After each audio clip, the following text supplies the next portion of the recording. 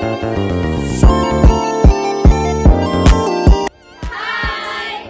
Kami dari kelompok 3 ingin mempresentasikan tentang Activity Based Management. bersama saya Memo Kadas. Saya Dian Talo, saya Grace Loe, saya Delayani, saya Dewani Yami. Selamat menyaksikan. ABM operasional. ABM operasional berusaha untuk meningkatkan efisiensi operasi dan tingkat penggunaan aset serta menurunkan biaya. Fokusnya adalah melakukan sesuatu dengan benar dan melakukan aktivitas dengan lebih efisien. ABM strategis. ABM strategis berusaha meningkatkan permintaan akan aktivitas dan profitabilitas pada efisiensi aktivitas saat ini atau efisiensi aktivitas yang telah ditingkatkan. ABM strategis berfokus pada pemilihan aktivitas yang tepat untuk operasi perusahaan. 5 informasi dasar dari ABM menurut Miller adalah: yang pertama, biaya dari aktivitas dan proses bisnis; yang kedua, biaya dari non-value added activity; yang ketiga, pengukuran aktivitas berdasarkan kinerja perusahaan; yang keempat, biaya produk atau jasa akurat; yang kelima, pemicu biaya. Activity-based costing and activity-based management. Activity-based costing merupakan suatu teknik untuk memahami biaya dan membatasi biaya dalam produk untuk konsumen. Activity-based management sering disebut sebagai teknik untuk meningkatkan profitabilitas perusahaan. ABC merupakan bagian ABM digunakan untuk hal-hal berikut ini. Yang pertama, mendesain produk untuk jasa untuk memenuhi bahkan melebihi keinginan konsumen dan mampu menghasilkan laba yang lebih besar. Yang kedua, memberi tanda tangan untuk melanjutkan atau menghentikan perbaikan kualitas, kecepatan, dan efisien yang berkelanjutan. Yang ketiga, mengarah penentuan barang produk untuk keputusan investasi. Yang keempat, memilih pemasok. Yang kelima, negosiasi produk, fitur, kualitas, dan layanan untuk konsumen. Yang keenam, memanfaatkan proses distribusi dan layanan pada konsumen sasaran secara efisien dan efektif. Yang ketujuh, meningkatkan nilai produk dan jasa perusahaan. Analisis nilai proses. Analisis nilai proses merupakan dasar dalam ABM. Analisis ini difokus pada pertanggungjawaban aktivitas dan cara memaksimalkan kinerja sistem secara luas daripada hal-hal yang berhubungan dengan biaya dan kinerja individu. Analisis nilai proses membantu mewujudkan ABM menjadi basis operasional yang awalnya ABM hanyalah sebuah basis konsep. Yang berikut itu adalah mencari akar penyebab. Akar penyebab biaya aktivitas tertentu seringkali menjadi akar penyebab biaya aktivitas lain yang berkaitan. Misalnya biaya aktivitas untuk inspeksi bahan baku yang dibeli dan pemesanan yang berulang. Akar penyebab munculnya biaya kedua aktivitas tersebut mungkin sama, itu rendahnya kualitas pemasok. Yang berikut, analisis aktivitas, identifikasi, dan penentuan kandungan nilai. Perusahaan sebaiknya melakukan aktivitas berdasarkan kebutuhan produk atau konsumen, di mana aktivitas dengan pertimbangan kedua hal tersebut akan mengarahkan perusahaan pada efisiensi sehingga lebih fokus pada value content. Perusahaan manapun bisa menjadi lebih kompetensi dibandingkan pesaingnya. Oleh karena itu, manajemen harus mampu membedakan antara aktivitas yang memberi nilai tambah atau value added activity dan aktivitas yang tidak memberikan nilai tambah. Yang berikut, analisis bernilai tambah dan tidak bernilai tambah. Aktivitas bernilai tambah merupakan aktivitas yang harus dijaga keberadaannya dalam bisnis agar dapat disebut sebagai aktivitas bernilai tambah. Suatu aktivitas harus memenuhi minimalnya 3 kriteria, yaitu yang pertama, aktivitas tersebut menyebabkan perubahan bentuk tidak diperoleh dari aktivitas sebelumnya dan menyebabkan aktivitas lain dapat dilakukan. Yang berikut adalah aktivitas tidak bernilai tambah. Itu adalah suatu aktivitas yang mengonsumsi waktu, sumber daya atau tempat, tetapi hanya memberikan sedikit nilai. nilai tambah bagi kepuasan konsumen atau bahkan sama sekali tidak memberikan nilai tambah. Jika aktivitas ini dihilangkan, nilai atau kepuasan konsumen tidak akan berkurang, tetapi konsumen akan menyadarinya. Aktivitas tidak bernilai tambah adalah aktivitas yang memiliki ciri-ciri seperti berikut. Yang pertama, dapat dihilangkan tanpa mempengaruhi bentuk, kenyamanan, atau fungsi produk atau jasa. Yang kedua, menimbulkan pemborosan dan hanya memberikan sedikit nilai tambah bagi produk atau jasa, atau bahkan tidak memberi nilai tambah sama sekali. Yang ketiga, dilakukan karena adanya inefisiensi atau kesalahan dalam aliran proses. Dan yang keempat adalah pekerjaan ulang atas suatu pekerjaan yang telah dilakukan pada bagian atau departemen lain. Yang kelima, dilakukan untuk mengawasi masalah kualitas. Yang keenam, menghasilkan output yang tidak perlu atau tidak diinginkan. Strategi pengurang biaya. Perusahaan harus terus melakukan perbaikan berkelanjutan supaya dapat bersaing dan unggul di pasar.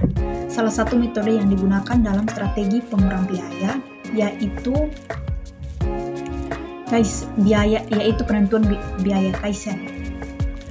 Penentuan biaya Kaizen adalah istilah Jepang yang artinya perbaikan berkelanjutan. Ada beberapa karakteristik umum Kaizen. Yang pertama, fokus utama Kaizen yaitu menginformasikan dan memotivasi manajer untuk melakukan pengurangan terhadap biaya dan bukan akurasi terhadap perhitungan biaya produk. Yang kedua, upaya untuk melakukan pengurang biaya merupakan tanggung jawab dan kerja tim bukan individu. Yang ketiga, frekuensi bahkan secara bed biaya produksi sesungguhnya dihitung, dibagikan dan dianalisis oleh para pegawai lini depan. Yang keempat, informasi yang digunakan oleh tim bersifat khusus sesuai dengan kebutuhan lingkungan produksinya. Yang kelima, standar biaya selalu disesuaikan. Hal tersebut bertujuan untuk merefleksikan pengurang biaya di masa lalu dan target perbaikan di masa yang akan datang. Yang keenam, tim kerja bertanggung jawab untuk menghasilkan ide-ide pengurang biaya. Analisis dapat menjadi kunci dalam metode Kaizen.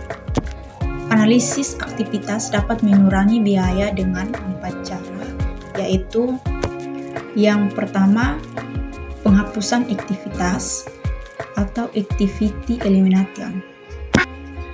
Cara ini dilakukan melalui penghapusan aktivitas yang tidak menghasilkan nilai tambah atau sedikit, memberi nilai tambah atau produk, jasa, atau konsumen yang tidak berdampak terhadap kelangsungan usaha.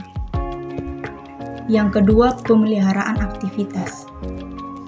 Cara ini dilakukan untuk memilih aktivitas tertentu yang akan dijadikan satu set aktivitas sesuai dengan strategi kompetisi yang digunakan oleh perusahaan. Yang ketiga, pengurangan aktivitas atau activity production. Cara ini dilakukan untuk mengurangi konsumen waktu atau sumber daya oleh aktivitas. Yang keempat, pembagian aktivitas atau aktivitas sharing. Cara ini dilakukan dengan melaksanakan aktivitas pada skala keekonomian. Yang berikut, pengukuran kinerja aktivitas. Pengukuran kinerja aktivitas berupa pengukuran keuangan dan non-keuangan. Pengukuran ini didesain untuk menentukan sebaik apa sebuah aktivitas dilakukan dan bagaimana hasil yang dicapainya. Pengukuran kinerja aktivitas berpusat pada 3 dimensi utama, yaitu efisiensi, kualitas, dan waktu. Ukuran keuangan suatu kinerja harus menyediakan informasi yang spesifik tentang efek rupiah yang diakibatkan perubahan kinerja. Contoh ukuran keuangan efisiensi aktivitas adalah laporan biaya aktivitas bernilai tambah dan tidak bernilai tambah, laporan tren aktivitas, pengesetan standar Kaizen, benchmarking, activity flexible budgeting, serta penentuan biaya siklus hidup. Laporan biaya bernilai tambah dan tidak bernilai tambah. Sistem akuntansi perusahaan harus dapat membedakan antara biaya bernilai tambah dan tidak bernilai tambah. Untuk itu, diperlukan sistem yang dapat digunakan untuk mengidentifikasi, mengukur, dan melaporkan biaya yang bernilai tambah dan tidak bernilai tambah. Dasar untuk mengidentifikasi dan menghitung biaya bernilai tambah dan tidak bernilai tambah adalah hasil identifikasi ukuran output digunakan untuk setiap aktivitas. Biaya bernilai tambah dapat dihitung dengan formula berikut ini. Biaya bernilai tambah sama dengan kuantitas sesungguhnya dikali harga standar. Sedangkan biaya tidak bernilai tambah dapat dihitung dengan formula berikut ini. Biaya tidak bernilai tambah sama dengan kuantitas aktual dikurangi kuantitas sesungguhnya dikali harga standar. Sebagai ilustrasi untuk konsep tersebut, digunakan contoh penyusunan laporan bernilai tambah dan tidak bernilai tambah pada PT Pluto. PT Pluto adalah perusahaan yang bergerak di bidang manufaktur mesin diesel. Pengamatan difokuskan pada 4 aktivitas, yaitu aktivitas penggunaan mesin, aktivitas pengerjaan ulang, aktivitas pengesetan, dan aktivitas inspeksi. Dianggarkan sebesar 6 juta untuk 2 pengawas dengan data aktivitas pada Praga 1. Pada Praga 2, mengklasifikasikan biaya dalam 4 aktivitas bernilai tambah atau 4 aktivitas tidak bernilai tambah. Aktivitas pengerjaan ulang, pengesetan, dan inspeksi merupakan aktivitas tidak bernilai tambah. Oleh karena itu, nilai pada bernilai tambah adalah 0 atau tidak ada. Pada laporan biaya bernilai tambah, manajer dapat melihat adanya biaya tidak bernilai tambah. Konsekuensinya pada bagian tersebut, manajer harus fokus pada peluang perbaikan. Yang berikut laporan tren. Manajer selalu ingin mengetahui apakah tindakan-tindakan yang dilakukan untuk perbaikan aktivitas telah membawa hasil. Salah satu cara untuk mengetahuinya adalah dengan membandingkan biaya setiap aktivitas dari periode ke periode. Tujuan dari perbaikan aktivitas adalah pengurangan biaya, sehingga akan terlihat penurunan biaya tidak bernilai tambah dari satu periode ke periode berikutnya. Laporan pada Praga 3 menunjukkan bahwa pengurangan biaya telah terjadi seperti yang diharapkan. Lebih dari sepertiga biaya bernilai tambah berhasil dikurangi. Masih tersedia banyak ruang untuk melakukan perbaikan aktivitas yang telah berhasil dilakukan sebelumnya. Melaporkan biaya tidak bernilai tambah tidak hanya mengungkapkan pengurangan biaya yang telah dilakukan, tetapi juga memberikan informasi bagi manajer terbaik potensi pengurangan biaya yang masih dapat dilakukan. Benchmarking. Benchmarking adalah suatu metode analisis yang dilakukan dengan cara melakukan perbandingan suatu ukuran unit-unit yang berbeda dalam organisasi yang melakukan aktivitas yang sama.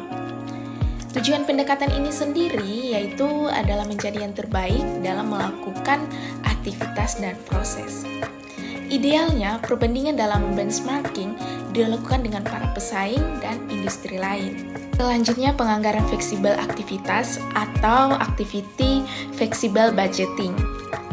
Penganggaran fleksibel aktivitas adalah anggaran yang disusun menggunakan lebih dari satu pemicu yang dimana penyajiannya secara sederhana dan disusun berdasarkan kelompok menurut kesamaan aktivitas.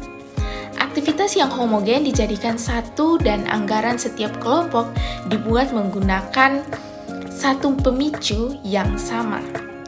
Tujuan dari penganggaran fleksibel ini yaitu untuk mengatasi kelemahan dari pendekatan tradisional. Kita akan masuk dalam contoh penyajian penganggaran fleksibel aktivitas. Yang pertama yaitu pemicu jam tenaga kerja. Pemicu jam tenaga kerja sendiri ada formula tetap dan variabel, kemudian ada level aktivitasnya yaitu 10.000 dan 20.000. Pertama, kita kalikan level aktivitasnya itu pada bahan baku, setotal formula variabelnya itu 1.000, maka dari itu 10.000 dikali 1.000 kita dapati dengan 10 juta. Kemudian 20.000 dikali formula tetap formula variabelnya 1.000 kita dapati dengan 20 juta. Begitupun dengan tenaga kerja langsung. Tenaga kerja langsung formula variabelnya itu 5.000, kita kalikan dengan level aktivitasnya yaitu 10.000 dan 20.000, kita dapati dengan 50 juta dan 100 juta. Dan juga pada perlengkapan formula variabelnya itu 2.500, kita kalikan dengan 10.000 level aktivitasnya, kita dapati 25 juta. Dan level aktivitas pada 20.000 kita kalikan dengan 2.500, kita dapati 50 juta. Kita subtotalkan semua pada formula variabelnya itu 8.500, kemudian level aktivitasnya pada 10.000 itu 85 juta, dan level aktivitas pada 20.000-nya itu 170 juta. Yang kedua, kita akan masuk dalam pemicu jam mesin, yaitu yang pertama ada formula tetapnya dan formula variabel, kemudian level aktivitasnya ada 7.000 dan 14.000. Yang pertama pemeliharaan, yaitu formula tetapnya 60 juta dan formula variabelnya 3.000. Kita kalikan dengan level aktivitasnya yaitu 7.000 dan 14.000. 7.000 dikali dengan 3.000 kita dapati dengan 21 juta, ditambah dengan 60 juta kita dapati 81 juta pada level aktivitas 7.000. Kemudian pada 14.000 kita kalikan dengan 3.000, kita dapatinya dengan 51 juta, kemudian kita tambah dengan formula tetapnya yaitu 60 juta menjadi 120 juta pada level aktivitas. Kemudian pada kelistrikan yaitu formula tetapnya yaitu 30 juta, kemudian formula variabelnya itu ada 1.500. Maka dari itu 7.000 dikali 1.500 kita dapati dengan 10.500.000, kemudian kita tambahkan dengan formula tetapnya yaitu 30 juta, hasilnya menjadi 40.500.000. Begitupun level aktivitas pada 14.000 kita kalikan 1.500, kita dapatinya dengan 21 juta, kemudian kita jumlahkan dengan 30 juta, kita dapati 51 juta. Maka dari itu subtotal dari formula tetap yaitu 90 juta, formula variabel 4.500, dan level aktivitas 7.000 adalah 121.500.000, dan level aktivitas 14.000 adalah 153 juta. Kemudian kita masuk dalam pemicu jam penggesetan. Pemicu jam penggesetan ada formula tetap dan variabel juga, dan level aktivitasnya yaitu 50 dan 60. Pertama kita akan hitung dengan penggesetan. Penggesetan sendiri formula variabelnya itu 800, kita kalikan dengan level aktivitasnya yaitu 50 dan 60. Yang pertama 50 dikali 800 kita dapati 40 juta. Kemudian 60 dikali 800 kita dapati 48 juta. Yang kedua ada penginspeksian. Kita kalikan 50 dengan 100, dan level aktivitas 7.000 adalah 121.500.000, dan level aktivitas 14.000 adalah 153 juta. Kemudian kita masuk dalam pemicu jam penggesetan. Pemicu jam penggesetan ada formula tetap dan variabel juga, dan level aktivitasnya yaitu 50 dan 60. Pertama kita akan hitung dengan penggesetan. Penggesetan sendiri formula variabelnya itu 800, kita kalikan dengan level aktivitasnya yaitu 50 dan 60. Yang pertama 50 dikali 800 kita dapati 40 juta. Kemudian 60 dikali 800 kita dapati 48 juta. Yang kedua ada penginspeksian. Kita kalikan 50 dengan 2 juta, kita dapatinya dengan 100 juta, kemudian kita tambahkan pada formula tetapnya itu 80 juta, maka hasilnya 180 juta. Begitupun dengan level aktivitas 60, kita kalikan dia dengan 2 juta, kita dapatinya dengan 120 juta, dan ditambahkan dengan 80 pada formula tetap, maka hasilnya 200 juta. Maka kita subtotalkan pada pemicu jumlah penggesetan, yaitu formula tetapnya itu 80 juta, formula variabelnya 2.800.000, kemudian level aktivitasnya itu 220 juta, dan level aktivitasnya pada 60 yaitu 248 juta. Yang terakhir adalah pemicu jumlah order. Pemicu jumlah order sendiri yaitu yang pertama ada formula tetap dan variabel, kemudian level aktivitasnya. Formula level aktivitasnya itu ada 60 dan 75. Yang pertama kita menghitung pada penerimaan barang. Formula tetapnya itu 60 juta dan variabelnya ada 2 juta. Kemudian level aktivitasnya 60, kita kalikan dengan 2 juta, kita dapatinya yaitu 120 juta. Kita jumlahkan dengan 60, maka hasilnya ada level aktivitas yaitu 180 juta. Begitupun dengan 75, kita kalikan dengan 2 juta, maka kita dapat hasil 150 juta. Kita jumlahkan dengan formula tetapnya 60 juta, kita dapatinya 210 juta. Maka itu subtotalnya yaitu ada formula tetapnya 60 juta, formula variabelnya 2 juta, level aktivitas 60-nya 180 juta, dan level aktivitasnya 75 yaitu 210 juta. Maka dari itu kita jumlahkan dari level dari pemicu jam tenaga kerja, pemicu jam mesin, dan pemicu jumlah penggesetan, serta pemicu jumlah order. Yang total seluruhnya yaitu 606.500.000 dan total level aktivitas yang kedua yaitu 781 juta. Selanjutnya yaitu life cycle cost budgeting. Life cycle cost budgeting atau siklus hidup produk adalah jangka waktu sejak sebuah produk dikonsepkan sampai dengan produk tersebut dihentikan. Biaya siklus hidup atau life cycle cost adalah semua biaya yang berkaitan dengan seluruh siklus hidup sebuah produk. Dimulai dari tahapan pengembangan yang terdiri dari perencanaan, desain, dan pengujian. Kedua ada tahapan produksi yang terdiri dari aktivitas pengubahan bentuk atau konversi, dan yang ketiga ada pendukung logistik yang diantaranya terdiri dari pengadvertisian, distribusi, garansi, dan servis. Pengukuran non-keuangan kinerja aktivitas. Kinerja tidak selalu hanya dapat diukur dari aspek keuangannya saja. Dalam sistem akuntansi, pertanggungjawaban akuntansi kontemporer, pengukuran non-keuangan untuk kinerja juga memiliki peran penting. Pada lingkungan bisnis tradisional yang relatif stabil, kinerja diukur dengan membandingkan antara hasil yang sesungguhnya lebih standar yang telah ditentukan sebelumnya. Saat ini lingkungan bisnis begitu turbulen sehingga pengendalian operasional harus lebih cepat merespon suatu kejadian, bahkan sebisa mungkin sudah harus bereaksi sebelum terjadi suatu kondisi. Salah satu cara untuk meningkatkan peran pekerja adalah pengukuran kinerja operasional. Pengukuran operasional fokus pada ukuran fisik kinerja aktivitas. Ukuran pelaporan dapat direspon dengan lebih cepat sehingga meningkatkan efisiensi.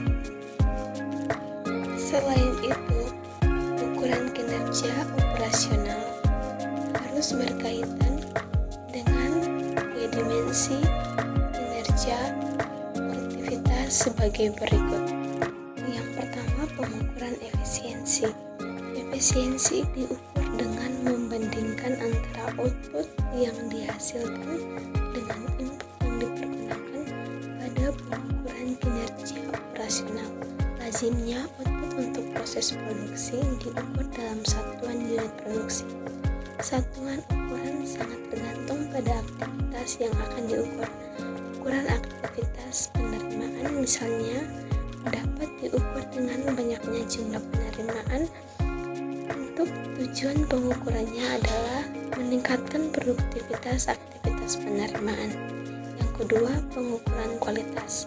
Kualitas produk atau jasa secara operasional dapat didefinisi sebagai pemenuhan harapan atau bahkan harapan konsumen. Ukuran operasional kualitas sangat ditentukan oleh jenis aktivitas atau proses dan input yang digunakan. Pada proses produksi dengan produk barang jadi atau komponen, ukuran operasional dapat digunakan misalnya jumlah unit cacat. Jumlah unit cacat dibagi unit total yang diproduksi, presentasi kegagalan eksternal, dan banyaknya bahan sisa dibagi jumlah bahan yang digunakan. Kinerja kualitas dimaksudkan untuk mendapatkan informasi guna mencapai kualitas total yaitu catat nol. Yang ketiga, pengukuran waktu. Terdapat dua karakteristik yang berkaitan dengan kinerja waktu, yaitu keandalan dan daya tangkap. Keandalan berarti ketepatan waktu output dari aktivitas yang disampaikan kepada konsumennya. Daya tangkap merefleksikan kemampuan perusahaan merespon permintaan konsumen. Terdapat dua ukuran operasional untuk mengukur daya tangkap, yaitu siklus dan ketepatan. Kedua pengukuran tersebut penting untuk pengukuran operasional karena menekankan kepada kemampuan ketepatan waktu. Misalnya, konversi dari sebuah sel produksi dapat dibebankan ke produk dengan dasar banyaknya waktu yang dibutuhkan untuk melewati suatu sel produksi. Dengan menggunakan waktu produktif teoretis yang tersedia dalam suatu kurun waktu, sebuah standar biaya bernilai tambah dapat ditentukan dengan rumus sebagai berikut. Biaya standar per menit sama dengan biaya konversi pada sel dibagi jumlah unit yang tersedia.